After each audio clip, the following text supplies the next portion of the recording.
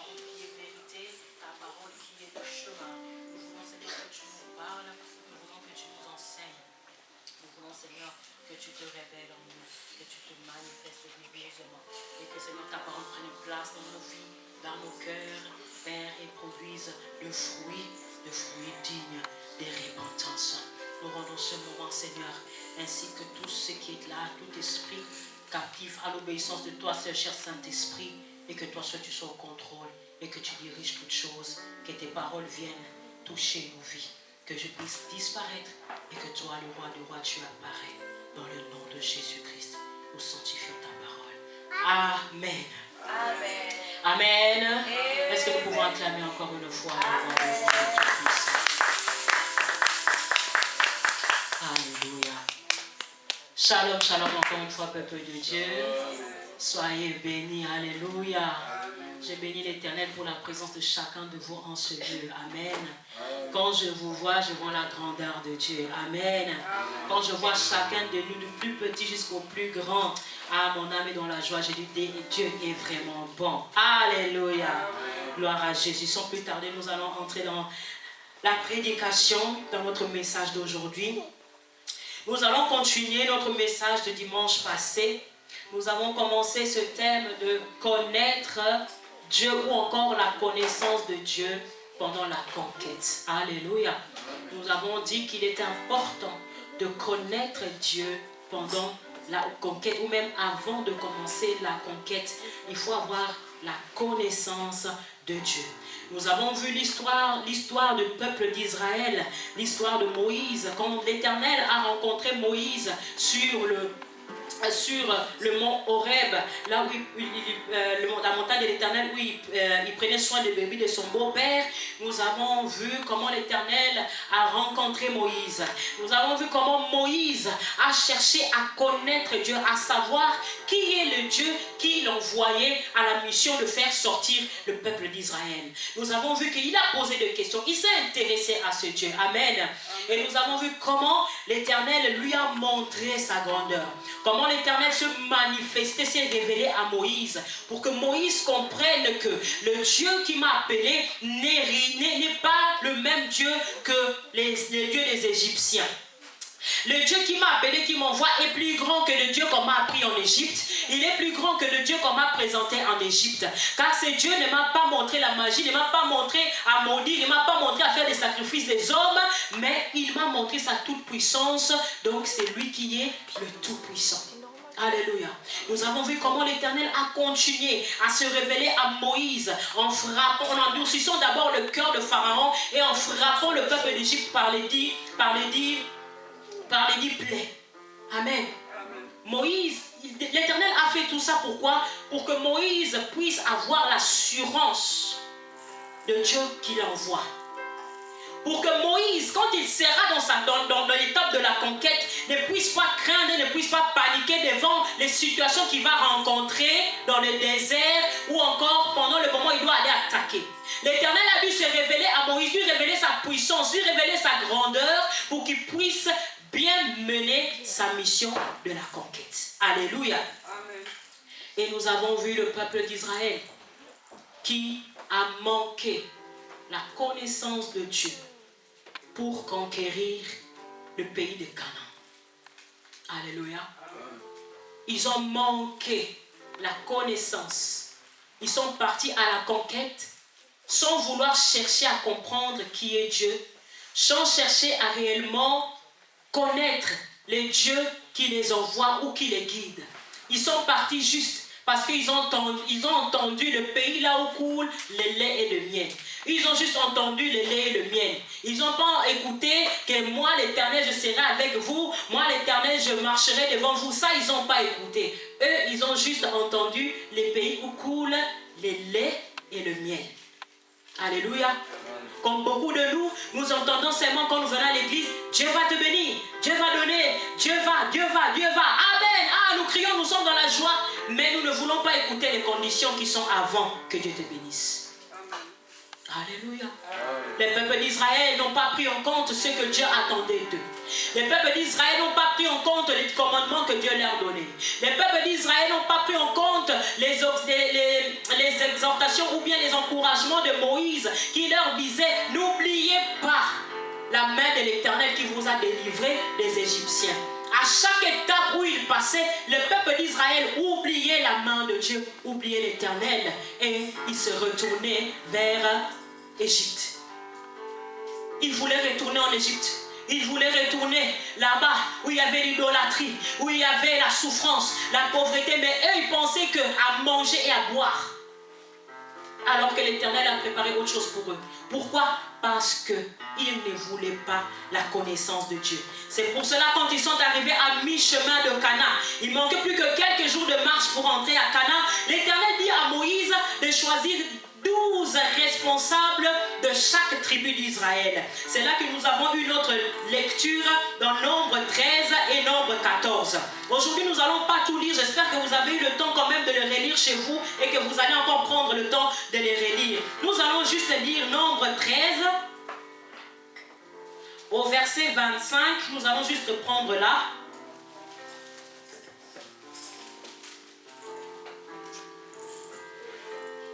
Nombre chapitre 13 à partir du verset 25 et je vais sauter certains versets. Je lis au nom de Jésus. Ils furent de retour de l'exploration du pays au bout de 40 jours. À leur arrivée, ils se rendirent auprès de Moïse et d'Aaron et de toute l'assemblée des enfants d'Israël à Kadès dans le désert de Paran. Ils leur firent un rapport ainsi qu'à toute l'assemblée et ils leur montrèrent le fruit du pays. Voici ce qu'ils rencontrent à Moïse. Nous sommes allés dans le pays où tu nous as envoyés. Ah, la vérité, c'est un pays où coule le lait et le miel, et en voici le fruit. Mais le peuple qui habite ce pays est puissant. Les villes sont fortifiées, très grandes. Nous y avons vu des enfants d'Anak. Les Amalécites habitent la contrée du Midi. Les Essiens, les Jébusiens et les Amoréens habitent la montagne. Les Cananéens habitent près de la mer et le long du Jourdain. Nous sautons. Non, excusez-moi. Nous continuons, verset 30. Caleb fit taire le peuple qui murmurait contre Moïse. Il dit, montons, emparons-nous du pays, nous y serons vainqueurs. Amen. 31. Mais les hommes qui étaient allés avec lui dirent, nous ne pouvons pas monter contre ce peuple car ils sont plus forts que nous. Chapitre 14. À partir du verset 1. Toute l'assemblée éleva la voix et poussa des cris. Et le peuple pleura pendant la nuit. Tous les enfants d'Israël murmurent contre Moïse et Aaron. Et toute l'assemblée leur dit, que ne sommes-nous morts dans le pays d'Égypte ou que nous ne sommes morts dans ce désert?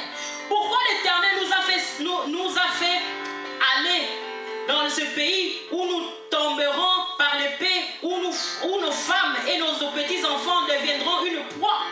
Ne vaut-il pas mieux pour nous retourner en Égypte? Et ils se dirent les uns à l'autre, nommons-nous un chef, retournons en Égypte. Alléluia. Nommons-nous un chef et retournons en Égypte. Le peuple d'Israël a été prêt de laisser tous ces efforts qu'ils ont fait pendant 1 an et 3 mois. Ils ont été prêts à oublier tous les miracles que l'Éternel leur avait fait dans le désert pour retourner dans la souffrance de l'Égypte. Parce qu'ils croyaient que le Dieu qui les a appelés était un Dieu incapable. Parce qu'ils pensaient que leur Dieu ne pourra pas se manifester devant eux. Ne pourra pas s'élever devant eux. Et on s'est arrêté le dernier dimanche à dire que le 12 envoyés en Canaan avaient vu de réalité, mais ils n'ont pas vu la vérité. Alléluia.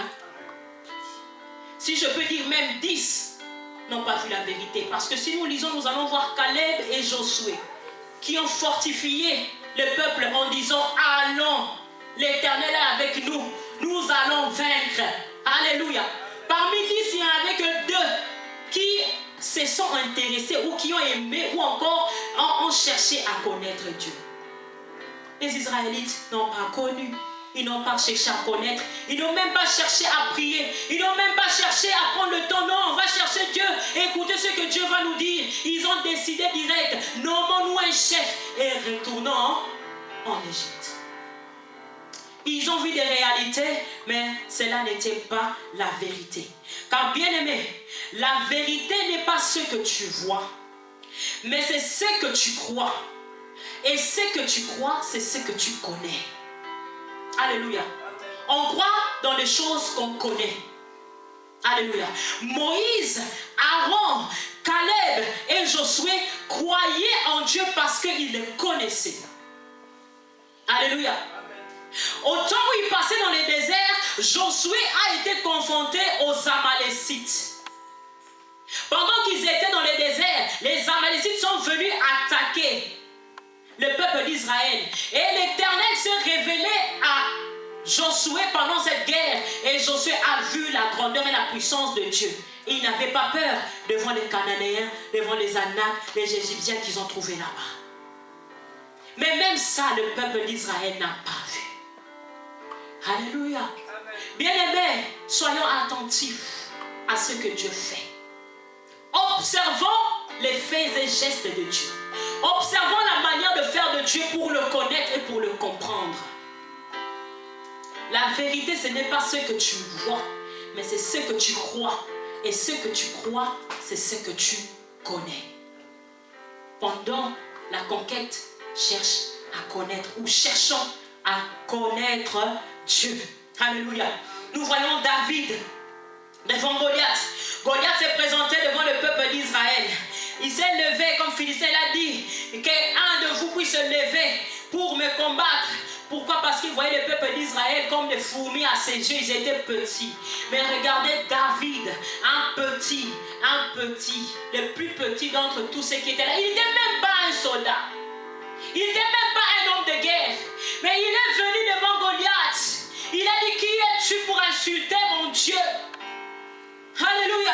Pourquoi? Parce que David avait la connaissance de Dieu. Parce que quand il était avec les brebis de son père dans la forêt, il a expérimenté la puissance de Dieu d'Israël. Par la puissance de Dieu, Israël, il a fait quoi? Il a déchiré la gueule de lion. Personne ne le savait. Personne, même ses frères, ni son père, connaissait l'expérience que David avait avec Dieu. Alléluia. Personne ne connaissait. Bien-aimé, donc ta connaissance de Dieu dépend de toi uniquement. C'est individuel. Ne cherche pas à connaître Dieu en groupe. Ne cherche pas à connaître Dieu avec quelqu'un.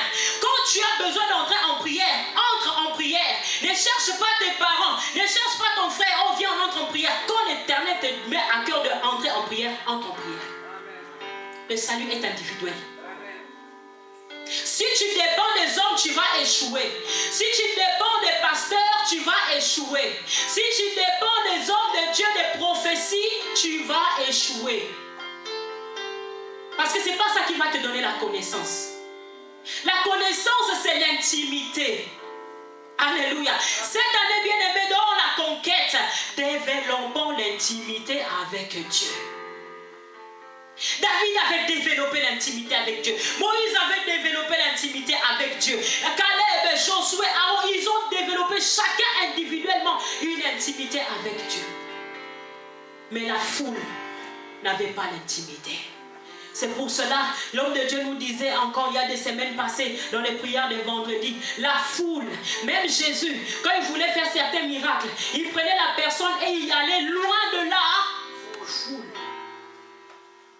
Alléluia. Amen. La foule, c'est le découragement. La foule, c'est l'esprit d'abandon. Bartimée avait crié pendant qu'il y avait la foule. Qu'est-ce que la foule, elle faisait? Tais-toi. La foule, elle disait, tu déranges. La foule disait, il n'a pas de temps pour toi. Qui es-tu, toi, aveugle? Tu es assis là, il ne prendra pas de temps pour toi. Tu n'es même pas digne de lui. Ça, c'est la foule. Mais qu'est-ce que Bartimée a fait? Comme je dis tout à l'heure, la vérité, ce n'est pas ce que tu vois, mais c'est ce que tu crois. Bartimée n'a pas vu Christ. Bartimée n'a pas vu les miracles de Christ. Mais qu'est-ce que lui, il avait? Il avait la foi de Christ. Parce que malgré qu'il ne voyait pas, mais il connaissait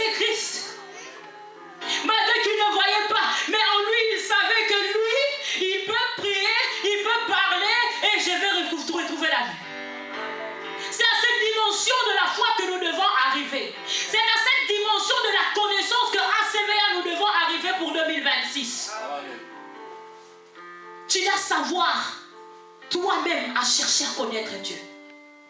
Ne soyons pas comme le peuple d'Israël. Tu gênes seulement quand on va décréter un jeûne à l'église. Non. Tu pries seulement quand il y aura la prière vendredi. Non. Tu viens seulement adorer s'il y a la prière d'adoration le dimanche. Non. C'est pas ça la connaissance de Christ. Ça c'est la foule. Quand tu viens bien sûr, tu es dans la foule, mais sois individuel. Ta bénédiction ne dépend pas de ma prière ou encore de ma foi à moi. Moi-même j'ai mes charges. Moi-même j'ai mes soucis. Moi-même tel que je suis, je dois chercher à connaître Dieu encore. Parce que la connaissance de Dieu ne termine pas. La connaissance de Dieu ne finit pas. La Bible nous dit que l'Éternel n'a ni commencement et ni fin. Est-ce que vous croyez que connaître Dieu aura une fin? Elle n'a pas de fin. C'est pas parce que nous nous tenons ici devant vous pour prêcher la parole que nous connaissons la Bible de A à Z. Nous connaissons tout. Non, même tel que nous sommes, moi je suis là. Je dois faire l'effort chaque jour de connaître Dieu encore un peu plus. Alléluia. On ne s'habitue pas à Dieu. On ne s'habitue pas à Dieu. Parce que quand tu t'habitues, tu vas avoir une satiété et te dire voilà, j'ai déjà vu la main de Dieu. Je suis arrivé là où Dieu voulait me conduire. J'ai réussi là où je devais réussir. Et tu te reposes. Ah, bien aimé, attention, on ne se repose pas dans la connaissance de Dieu. La connaissance de Dieu est une démarche de tous les jours. Moïse, malgré qu'il connaissait Dieu, mais il a commis une erreur qui lui a coûté cher. Moïse a pris, quand il traversait encore le désert, le peuple d'Israël commençait encore à se lamenter et à pleurer parce qu'il n'avait pas à boire. Et Moïse, l'Éternel lui dit, parle au rocher. Et Moïse, comme il est en position de dire que moi je connais Dieu, je sais comment Dieu il agit, je sais comment Dieu il parle, à la place d'obéir à la parole de Dieu, parce qu'il croyait qu'il avait déjà la connaissance parfaite, il a frappé le rocher. Et vous savez quelle était la conséquence? C'est là que l'Éternel dit, tu ne rentreras plus à la terre promise. Parce que pour Moïse, il pensait qu'il est déjà arrivé au sommet de la connaissance. Bien-aimé, quelles que soient les années que tu as dans le christianisme, quelles que soient les années que tu as dans le ministère, quelles que soient les années où tu chantes, où tu vas à l'église, sache-le que la connaissance de Dieu ne finit jamais. Tous les jours, tu dois chercher à le connaître encore un peu plus.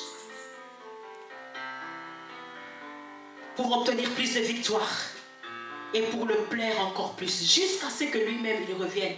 C'est là que ça finira. Mais tant que Jésus n'est pas revenu pour nous chercher, la connaissance de Dieu ne terminera pas. Nous devons tout le temps être assoiffés, tout le temps avoir ce besoin de le chercher encore et encore. Alléluia. Aujourd'hui, je voudrais qu'on puisse nous focaliser sur un point. Avant la conquête vient le désert. Alléluia. Avant la conquête vient le désert. Nous allons lire dans l'Exode, dans le livre d'Exode. Il y aura un peu plus de lecture aujourd'hui, mais j'aimerais bien que nous prenions le temps de lire. Vaut mieux que nous allons doucement et que nous comprenions bien que d'aller précipitamment et ne pas bien comprendre. Parce que l'objectif est de connaître Dieu. Exode 15. Nous allons encore retourner un peu et voir le parcours du peuple d'Israël dans le désert. Exode 15, versets 22 à 25, et nous allons sauter au chapitre 6, de versets 1 à 4. Nous commençons Exode 15, 22 à 25, je lis au nom de Jésus. Moïse fit partir Israël de la mer Rouge. Ils prirent la direction du désert de Chour. Et après 3 jours de marche, dans le désert, ils ne trouvèrent point d'eau. Ils arrivèrent à Mara. Mais ils ne purent pas boire l'eau de Mara parce qu'elle était amère. C'est pourquoi ce lieu fut appelé Mara. Mara que veut dire amer. 24. Le peuple murmura contre Moïse en disant, que boirons-nous? Moïse cria à l'Éternel et l'Éternel lui indiqua un bois qu'il jeta dans l'eau et l'eau devient douce. Ce fut là Ce fut là que l'Éternel donna au peuple des lois et des ordonnances. Et ce fut là qu'il les mit à l'épreuve. Amen. Nous sautons chapitre 16, versets 1 à 4. Toute l'assemblée des enfants d'Israël partirent d'Élim et ils arrivèrent au désert des Sin. Ils étaient dans le premier désert, ils arrivèrent à Mara, ils n'avaient pas d'eau. Ils arrivent au deuxième désert des Sin, qui est entre Élim et Sinaï. La 15e jour du second mois, après leur sortie du pays d'Égypte, et tout l'assemblée des enfants d'Israël murmura dans les déserts contre Moïse et Aaron. 3. Les enfants d'Israël leur dirent: que ne sommes-nous morts par la main de l'Éternel dans le pays d'Égypte, quand nous étions assis près des pots et des viandes, quand nous mangeons du pain à satiété, car nous avons mené dans ce désert, car vous nous avez menés dans ce désert pour faire mourir de faim toute cette multitude. L'Éternel dit à Moïse: voici, je ferai pleuvoir pour vous du pain du haut des cieux. Le peuple sortira, on ramassera jour par jour la quantité nécessaire afin que je leur mette à l'épreuve et que je vois s'il marchera ou non selon ma loi. Verset 6. Moïse et Aaron dirent à tous les enfants d'Israël: ce soir, vous comprendrez que c'est l'Éternel qui vous a fait sortir du pays d'Égypte. Et au matin, vous verrez la gloire de l'Éternel parce qu'il a entendu vos murmures contre l'Éternel, car que sommes-nous pour que vous murmurez contre nous?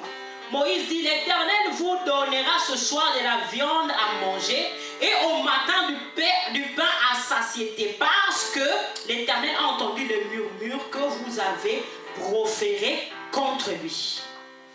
Alléluia. Amen. Et nous finissons par le verset 11 et 12. L'Éternel s'adressa à Moïse et dit: j'ai entendu le murmure des enfants d'Israël. Dis-leur: entre les deux soirs, vous mangerez de la viande et au matin, vous rassasiez de pain et vous saurez que je suis l'Éternel, votre Dieu. Parole du Seigneur. Est-ce que nous pouvons acclamer la parole du Seigneur? Là, nous avons vu la première étape de la sortie du peuple d'Israël de l'Égypte jusqu'avant d'arriver à la montagne de Sion. J'ai dit tout à l'heure, nous voulons parler de avant la conquête vient le désert. L'Éternel a dit à Moïse: fais sortir mon peuple, emmène-le dans le pays où coule le lait et le miel. Mais avant d'arriver dans ce pays, le peuple a dû passer 3 mois dans plusieurs étapes de désert. Pour, première étape, arriver à la montagne de Sion. Pour là, encore dans le désert, connaître les 10 commandements de Dieu. Pour que là, l'Éternel puisse établir ou bien faire une alliance avec le peuple d'Israël. Et pour qu'enfin, il puisse aller à la conquête de la terre promise. Alléluia. Mais qu'est-ce qui est arrivé dans les déserts? Ou qu'est-ce que nous voulons d'abord dire avant la conquête vient des déserts? Bien aimé, il est nécessaire pour la vie d'un chrétien, d'un enfant de Dieu, avant de conquérir quoi que ce soit, de passer par les déserts. Tu ne peux pas remporter des conquêtes, remporter des victoires sans pourtant passer par les déserts. Impossible. Alléluia.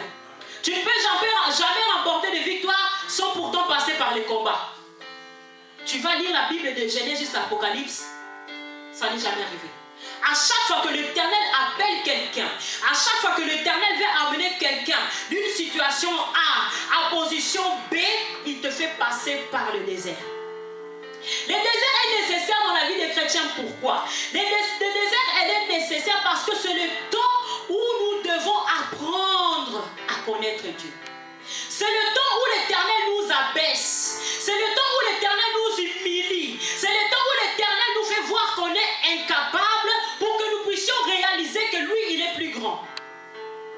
Alléluia.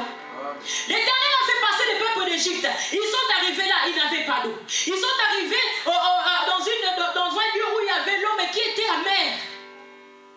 Pourquoi?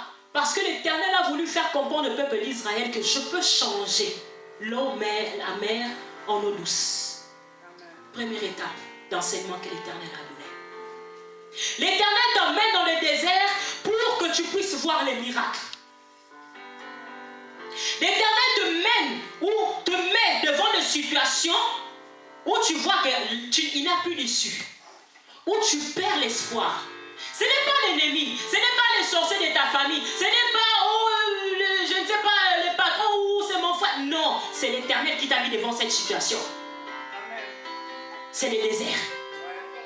C'est passage obligatoire. Tu dois passer par là, pourquoi? Parce que tu dois alimenter ta connaissance de Dieu. Ce n'est pas pour rien. L'Éternel ne te fait pas passer dans le désert pour te faire souffrir. Non, il dit, nous avons dit ça tout à l'heure dans l'Exode, quand il donna au peuple d'Israël les cailles, il donna la viande et il donna de l'eau, il donna la manne. Il dit, je vous les donne pourquoi? Pour vous mettre en épreuve. Tu veux remporter des conquêtes, accepte les épreuves. On ne fuit pas les épreuves pendant la conquête. On ne fuit pas les épreuves. Aussi difficiles qu'elles sont, aussi compliquées qu'elles peuvent être.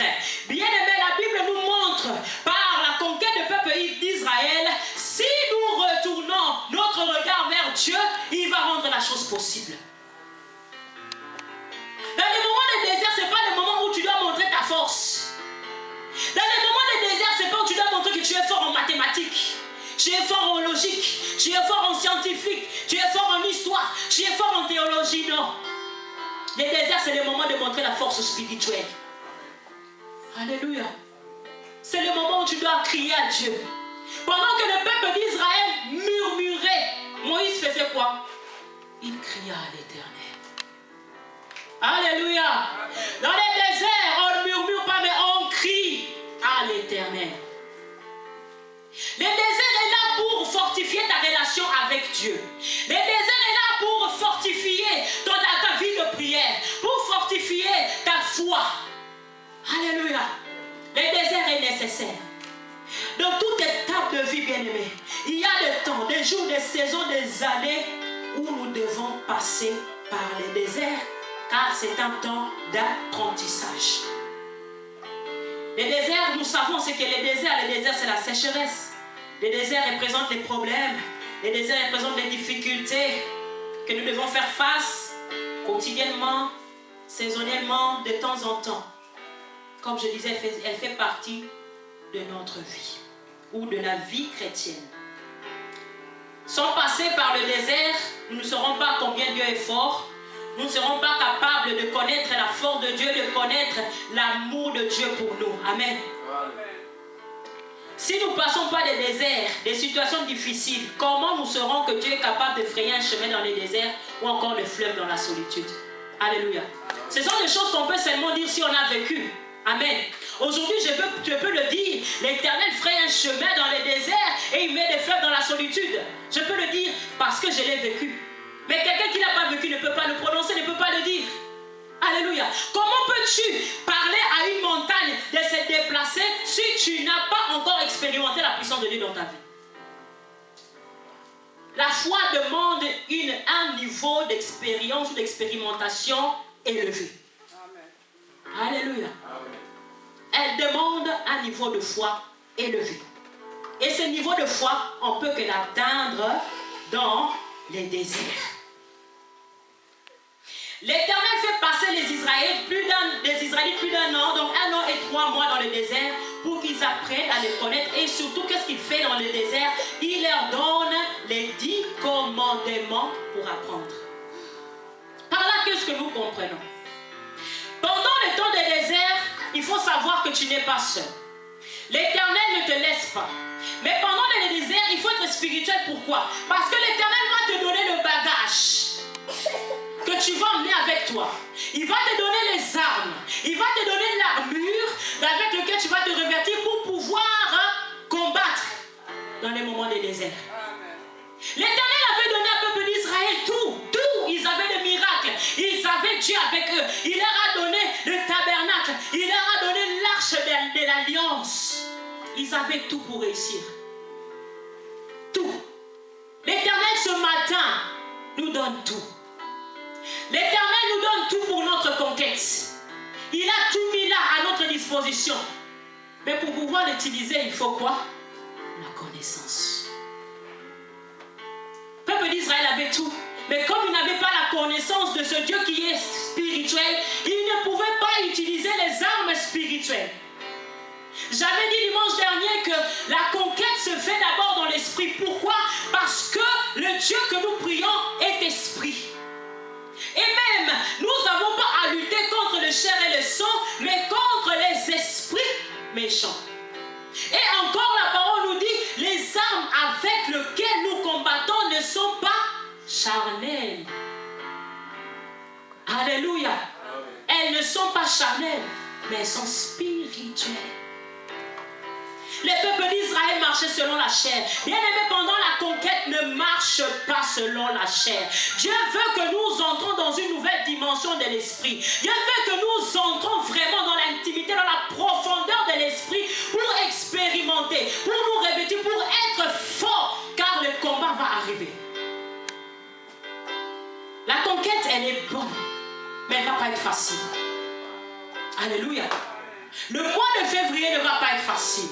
Le mois de mars ne sera pas facile. Le mois d'avril, de mai, de juin, de juillet, jusqu'à décembre ne sera pas facile. Il y aura des combats. Il y aura des déserts que tu devras traverser. Mais laisse-moi te dire, si tu restes un chrétien superficiel, tu vas échouer. Ça, c'est la vérité que je veux dire. Si nous restons des chrétiens charnels, nous allons échouer. Comme le peuple d'Israël a échoué. Ils n'ont pas compris que c'était spirituel. Bien aimés, ne négligeons pas le temps que nous passons dans les déserts. C'est dans ce temps-là que Dieu veut attirer notre attention, ou encore, c'est dans ce moment-là que Dieu veut développer notre maturité. C'est dans ce temps que Dieu veut que tu le connaisses plus, et c'est dans ce temps-là que Dieu veut te consacrer. Les déserts est un temps où Dieu te prépare à la consécration. Alléluia. Tu dois être consacré cette année. Ta maison doit être consacrée à l'Éternel cette année. Tes enfants doivent être consacrés. Ton mariage, tout de toi cette année doit être consacré à Dieu. Alléluia. Tu vas passer les déserts dans ton travail, dans tes études, pour l'éducation de tes enfants. Il y aura des déserts, il y aura des complications. C'est un moment où l'Éternel te fait passer pour te consacrer. Jésus lui-même, pour être consacré dans le ministère, il a dû passer par les déserts. Alléluia. Jésus est venu, il a été baptisé. Est-ce qu'il a commencé son ministère directement après le baptême? Il a fallu l'étape cruciale, l'étape du désert. Pourquoi? C'est comme ça que Dieu nous met à l'épreuve. Il fallait qu'il, même lui, Jésus, fils de Dieu, qui avait toutes les vertus de son Père au-dedans de lui, l'Éternel a dit non, là tu es dans la chair. L'Éternel amena Jésus dans le désert. Il se retira et le diable est venu tenter Christ. La consécration ne vient pas seule. La consécration, elle se mérite. La consécration, elle se mérite. Et tu vas la mériter par les épreuves que tu es en train de passer. Dans le désert, il y a un point bien aimé, à savoir, il ne faut pas être distrait. Quand tu te trouves dans des situations difficiles dans ta vie, dans des situations compliquées, bien aimé, ne sois pas distrait. Quand tu es dans le désert, prends le temps de prier. Dans les déserts, on prend le temps de jeûner. Dans les déserts, on prend le temps de méditer la parole de Dieu. L'erreur que les Israélites ont fait. Ils avaient les 10 commandements, mais aucun jour ils se sont mis à méditer les commandements. Ils l'ont entendu une fois. Ils ont mis dans l'arche de l'alliance, coffre fermé pour toujours.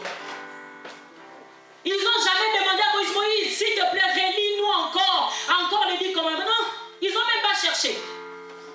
L'Éternel nous a donné sa parole. Méditons-la. Dans les moments de désert, Notre arme la plus puissante, c'est la prière et la parole. Ne négligeons pas ça. Pendant que tu es dans le désert, bien-aimé, ne sois pas distrait. Voici l'erreur à ne pas commettre dans les déserts. Nous avons lu notre texte tout à l'heure et nous avons vu quoi? Le peuple arrivait à un niveau devant une certaine difficulté. La Bible nous dit quoi? Il faisait quoi? Il s'est mis à murmurer contre Moïse et Aaron. Erreur fatale à ne pas faire quand tu te trouves dans les déserts, bien-aimés. Murmurer. Alléluia. Ils passèrent leur temps à se plaindre, à pleurer, à critiquer, murmurer Moïse. Beaucoup de nous aujourd'hui, nous passons dans les moments dans les déserts. À la place de prendre ton temps de prier, de chercher Dieu, tu commences à critiquer les pasteurs. Tu commences à critiquer les hommes de Dieu. Tu commences à critiquer tes frères, tes sœurs. Tu commences à critiquer l'église. Ah, je me trouvais dans cette situation. Les pasteurs n'sont même pas venus me voir. J'ai traversé là, j'avais ceci comme problème. L'église n'est même pas venue. On ne m'a même pas appelé. On ne m'a même pas fait ceci. On ne m'a même pas fait cela. Les Israélites pleuraient, se plaindre et murmurer. Alléluia. Et c'était l'erreur fatale qu'ils ont faite devant l'Éternel. Car quand ils murmuraient contre Moïse, ce n'est pas contre Moïse qu'ils murmuraient, mais c'était contre l'Éternel. C'est pour cela Aaron, Moïse et Aaron leur dit: qui sommes-nous pour que vous murmurez contre nous? Nous sommes comme vous. Nous aussi nous avons été envoyés. Nous aussi nous faisons les choses que Dieu nous dit. Quand vous murmurez comme ça, vous vous attirez la malédiction parce que vous ne murmurez pas contre nous les hommes, mais vous murmurez contre l'Éternel, votre Dieu. Bien-aimé, quand tu es dans les déserts, ne commets pas cette erreur de murmurer. Garde-toi de murmurer contre les hommes de Dieu. Garde-toi de murmurer contre l'église. Garde-toi de murmurer contre ton frère, contre ta soeur. Parce que le désert, ce n'est pas lui, mais le désert, c'est toi qui l'as rencontré Dieu. Qui sait si Dieu a endurci ou bien a fait quoi? A mis la résistance dans ton pasteur pour qu'il ne puisse pas venir te voir. Est-ce que tu le sais? Peut-être que l'homme de Dieu veut te voir. Peut-être que le bien-aimé de l'église veut venir t'aider. Mais l'Éternel les empêche. Pourquoi? Parce que l'Éternel ne veut pas qu'ils viennent. Il veut que toi-même tu découvres. Il veut que toi-même tu entres en profondeur. Il veut que toi-même tu comprends la situation de ta vie. Il veut que toi tu entres dans la profondeur. Ce n'est pas l'homme de Dieu, ce n'est pas l'église. Mais c'est toi. Alléluia. C'est toi. Job, quand le diable a frappé Job en lui prenant tout, il n'a pas murmuré contre Dieu. Il n'a pas condamné Dieu. Même sa femme lui a dit: mais condamne Dieu, insulte Dieu et meurt. Mais Job savait que ça c'est un désert. Le Dieu que je connais va m'emmener quelque part. Le Dieu que moi je connais, qui m'a donné tout ce que j'avais, il va se lever. Car mon Rédempteur se lèvera le dernier. C'est ça qu'il a dit. Pourquoi il disait ça? Parce qu'il connaissait le Dieu qu'il a choisi. Il connaissait l'Éternel. Dans les déserts, on ne critique pas. Parce que le problème, ce n'est pas les gens que tu critiques. Le problème d'Israël, ce n'était pas Moïse. Le problème d'Israël, ce n'était pas Aaron, mais le problème d'Israël, c'était eux-mêmes. Alléluia. Pendant que tu critiques, pendant que tu injures, pendant que tu parles mal de l'église des hommes de Dieu, peut-être toi tu ne sais pas, mais le pasteur il n'est pas venu, mais il a peut-être prié pour toi. Tu ne sais pas, il n'a pas venu, il n'a pas appelé, mais il est peut-être en train de fléchir les genoux pour ta situation. Il est en train d'intercéder pour toi. Moïse, il se mettait à chaque fois que le peuple péchait et que l'Éternel voulait frapper Israël. Moïse se retournait, c'est lui qui alla vers Dieu, intercédait pour le peuple d'Israël. Alléluia. Pendant que tu passes la situation difficile et désert, l'église intercède pour toi, mais ne critique pas.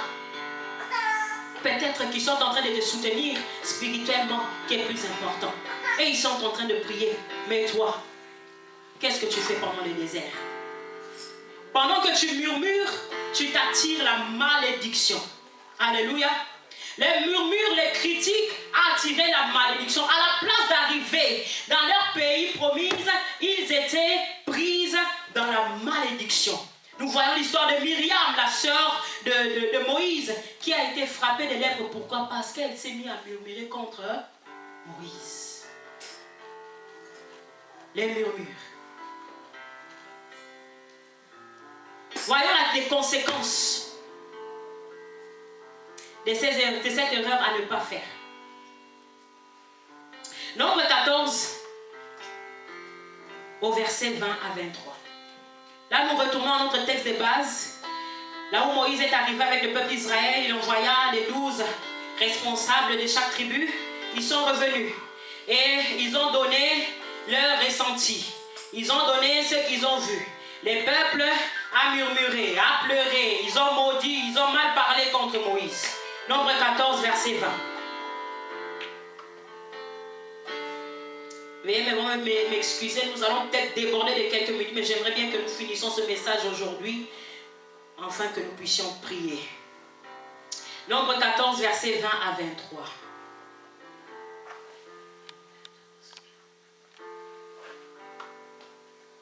Je lis au nom de Jésus.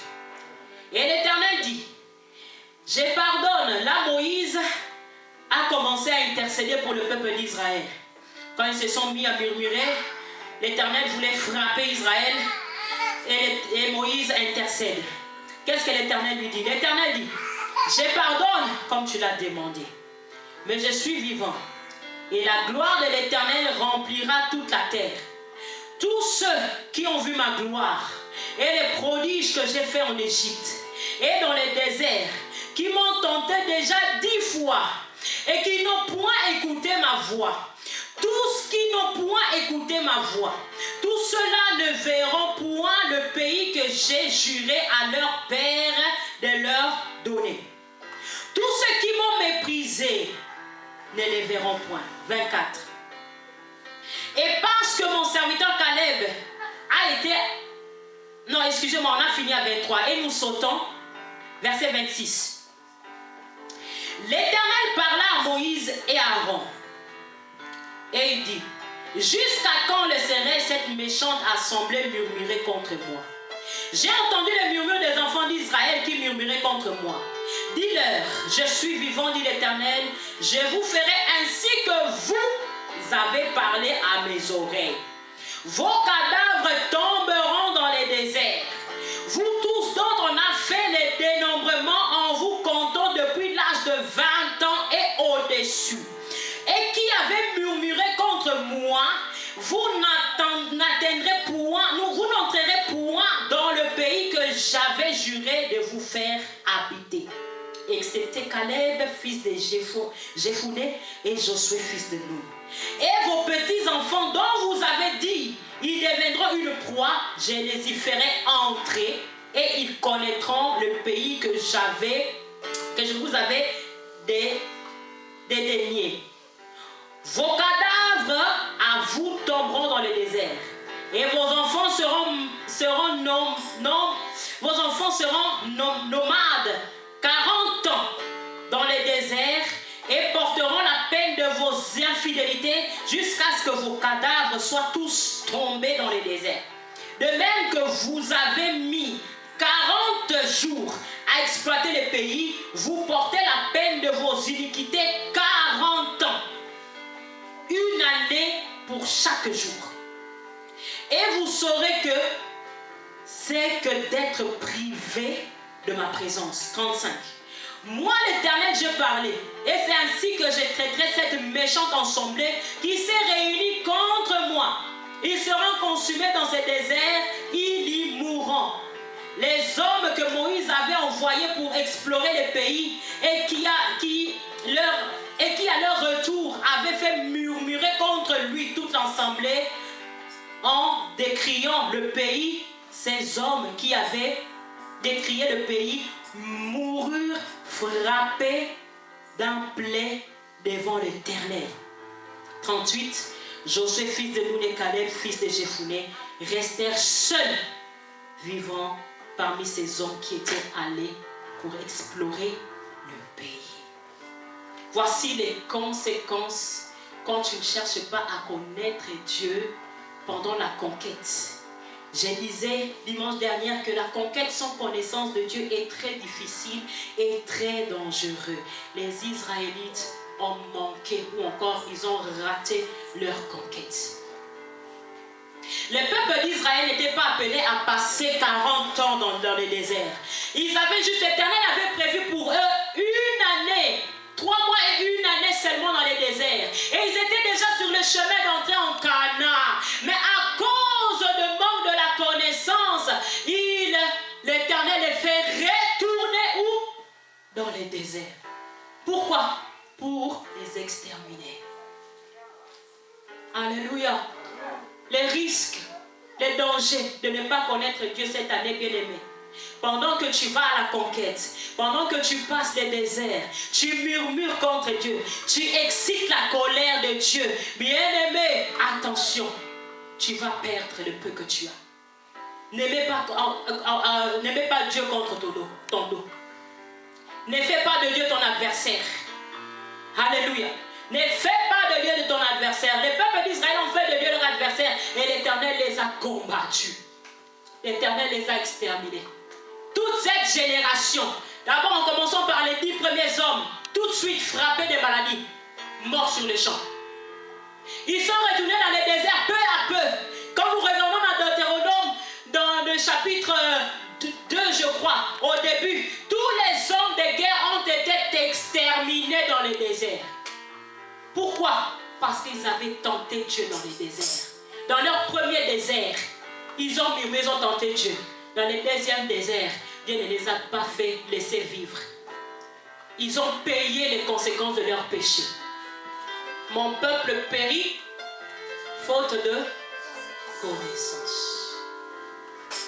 Mon peuple périt faute de connaissance.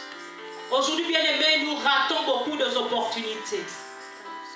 Nous défaillons, nous vivons des faillites, nous n'arrivons pas à conquérir. Malgré que la parole a été prononcée, les promesses données, mais nous ne voyons pas ces promesses, nous n'arrivons pas à atteindre les dimensions que Dieu veut que nous atteignons parce qu'il nous manque la connaissance. J'aimerais finir par là à dire, bien-aimé, pendant cette conquête, pendant que tu traverses les déserts, avant de parler, de réagir devant une situation, devant quelqu'un qui te provoque, ne sois pas pressé de parler, ne sois pas pressé de réagir. Prie. Alléluia. Prie. Avant de prendre une décision quelconque dans ta vie, que ce soit pour tes études, que ce soit pour ton travail, pour le mariage, pour les enfants, pour ta santé, ta formation, dans ta vie professionnelle, tes entreprises. Prie. Alléluia. Et accompagne ta prière avec la méditation de la parole. Car c'est la parole qui nous donne la connaissance. Que le Seigneur bénisse sa parole.